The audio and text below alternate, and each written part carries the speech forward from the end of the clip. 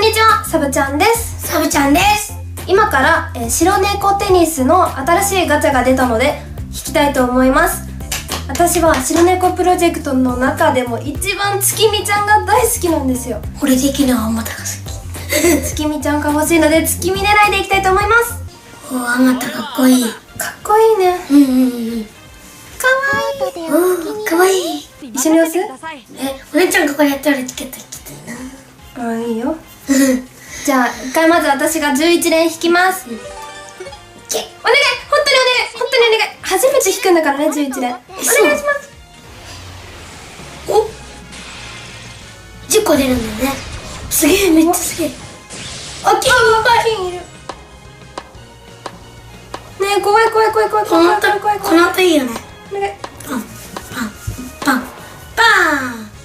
1体目は星に何個金が出たか数えるの忘れてた。5個ぐらい出たこと。5個ぐらい。もう怖いんだよね、これが。星3が出そうで。エクセリア。もうなんでお姉ちゃんがあれ。でも待って、ここで使い果たした感がある。エクセリアは普通に嬉しいんだけど、月見ちゃん。月見、待って、月見来て。お願い。おお。まあ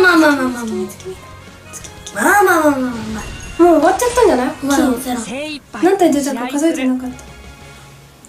5体ぐらい出てきた。多分あと1体。これで終わりだ。これで終わりだ。これで終わりだ。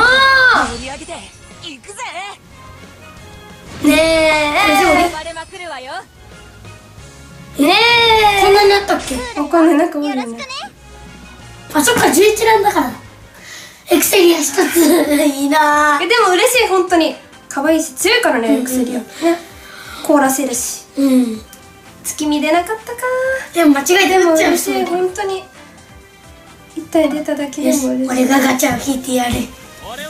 お願いしますね。はっカーツ。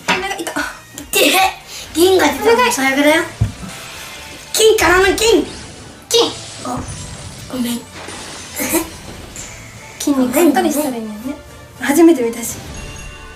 俺ガチャ持ってんだよね。はい、というわけで白猫テニスガチャはエクセリアタンが出ました。月見が欲しかったな。ちょっと月見狙ってもうちょっと貯めて引きたいと思います。頑張ります。もうちょっとでまたねガチャチケット貯まりそうだし。というわけで以上、サブちゃんでした。サブちゃんでした。バイバーイ。バイバーイ。